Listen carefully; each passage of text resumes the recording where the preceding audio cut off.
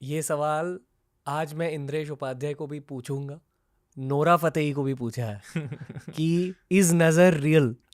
Ji. Answer is yes.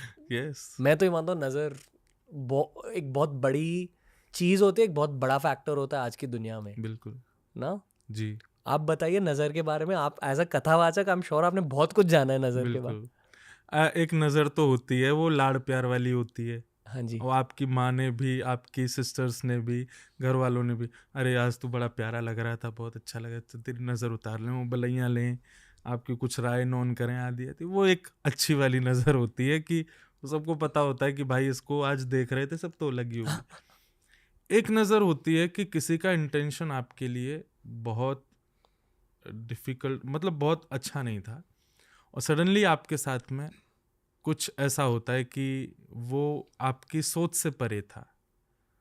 तो कहीं ना कहीं नज़र रिलेशनशिप को ही लगती है, नज़र हमारी भजन भक्ति को ही लगती है। क्योंकि ऐसी नज़र लगनी होती ना तो लोग सब अंबानी को ही नज़र लगा देते, लोग नज़र लगानी होती तो अकबर को ही नज़र लगा देते। आप लेवल से डाउन होते हो, वो नज़र नहीं होती है।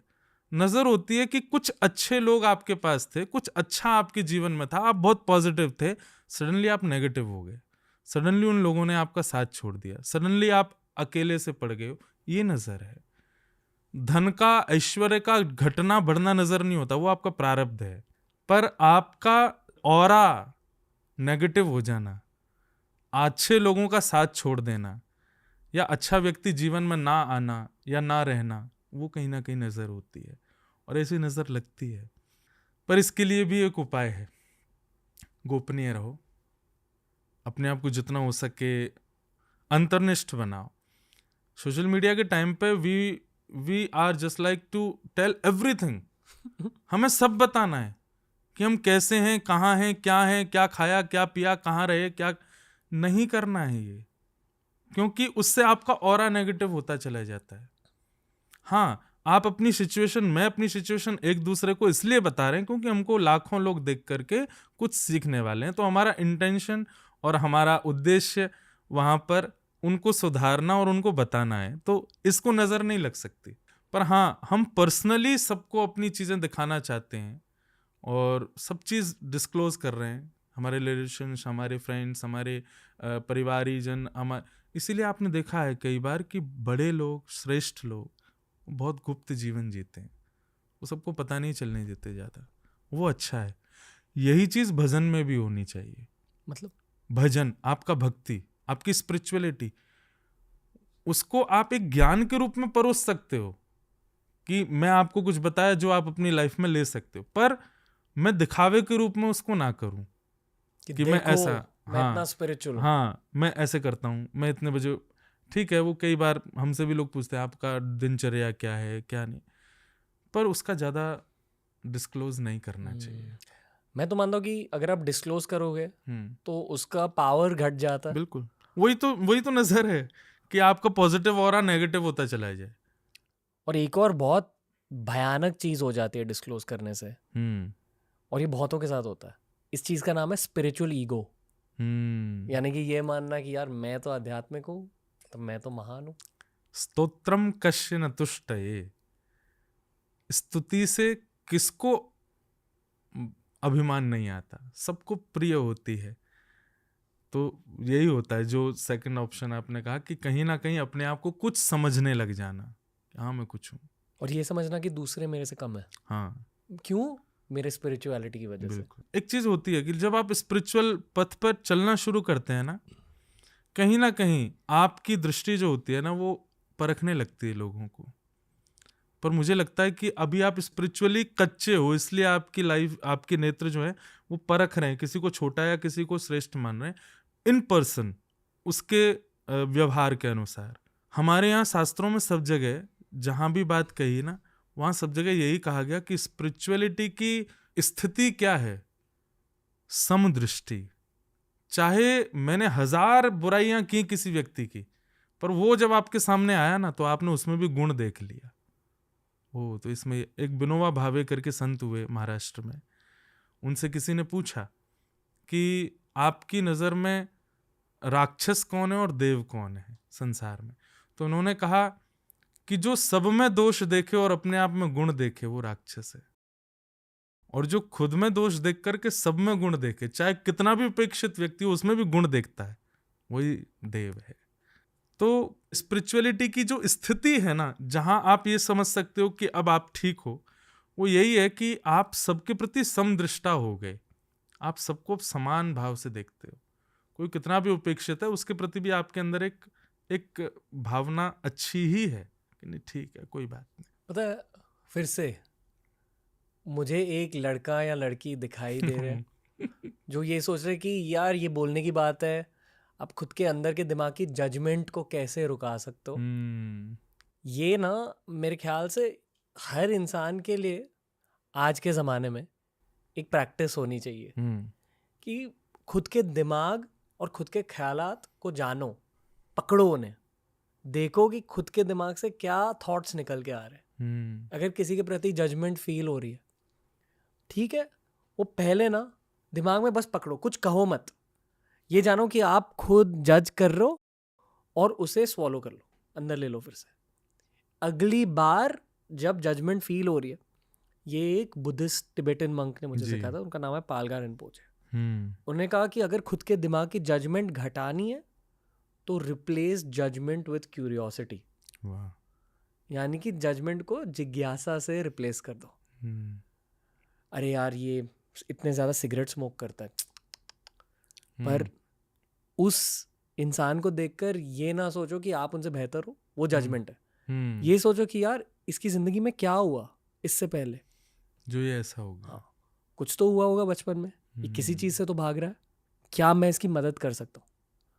इसे नीचा नहीं दिखाना है, इसकी बस हेल्प करनी है। ये स्विच अगर आपने कर दिया, इस स्विच के लिए शायद 1 साल लगेगा, 5 साल लगेंगे, लाइफ भी लग सकती है, लाइफ भी लग सकती है, पर वो जो एफर्ट रहता है स्विच करने में, वही साधना है।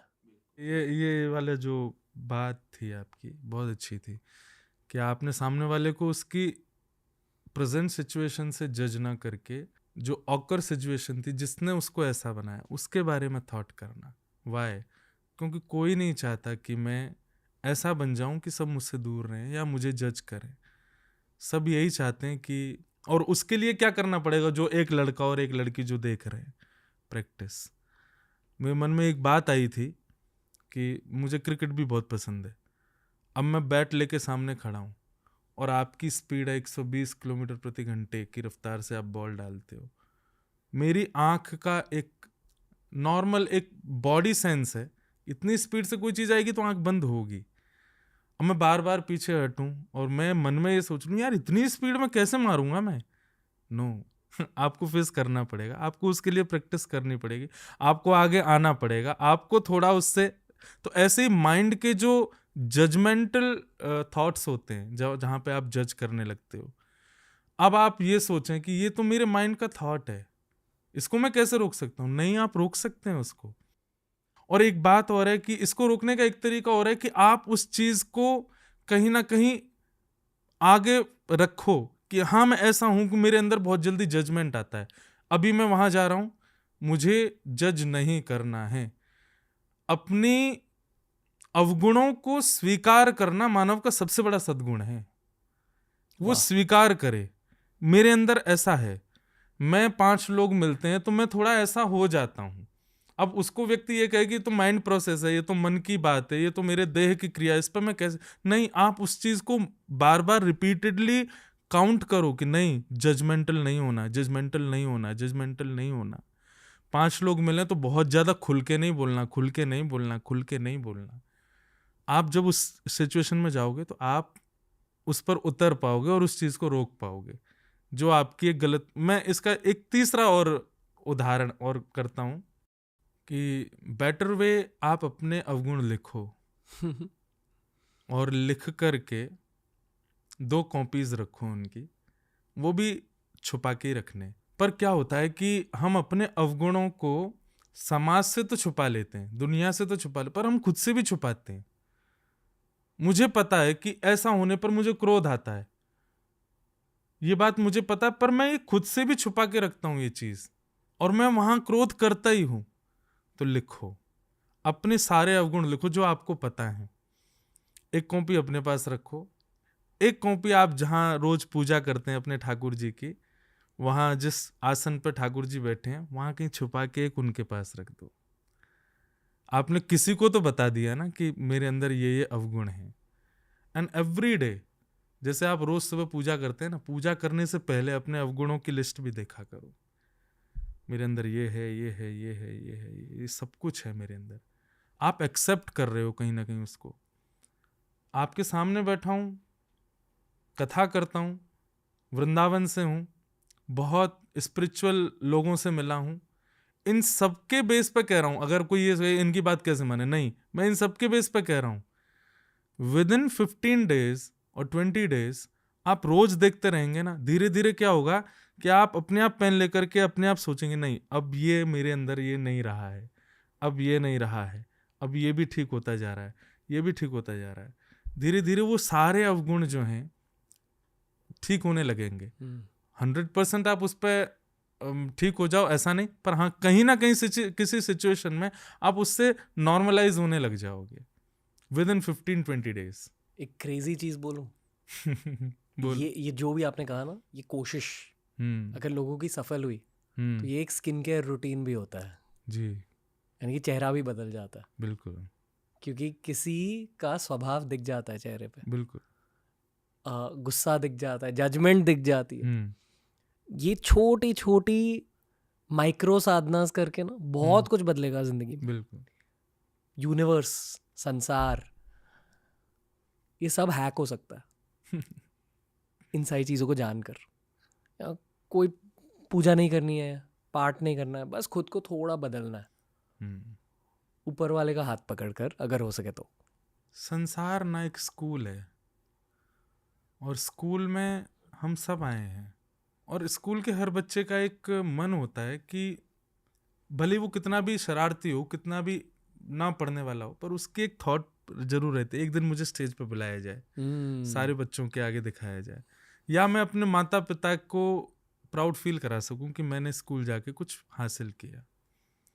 इसलिए इम्पोर्टेंट है, क्योंकि कहीं एक लड़का और कहीं एक लड़की ये भी सोच रहे होंगे कि इम्पोर्टेंट क्यों है इन सब बातों का, जो ये छोटी छोटी चीज़ें बता रहे हैं कि ऐसा करो ऐसा करो, हम जैसे हैं हम उसमें खुश क्यों नहीं रहे? क्योंकि कहीं ना कहीं जब आप अपनी यंग लाइफ से आगे बढ़ेंगे ना, तो आप माथे पर हाथ रख के बहुत चिंता का आपका ये भी विषय हो सकता है कि मेरे पास टाइम था, मेरे पास सब कुछ था, मैंने क्यों अपने आप को ऐसा नहीं बनाया कि मैं फील कर सकता था कि मैंने अपनी लाइफ को डिस्ट्रॉय नहीं किया करके, हाँ मैंने कुछ दिया, कुछ पाया और कुछ दिया। उसके लिए इम्पॉर्टेंट है ये छोटी छोटी चीज़ें करना।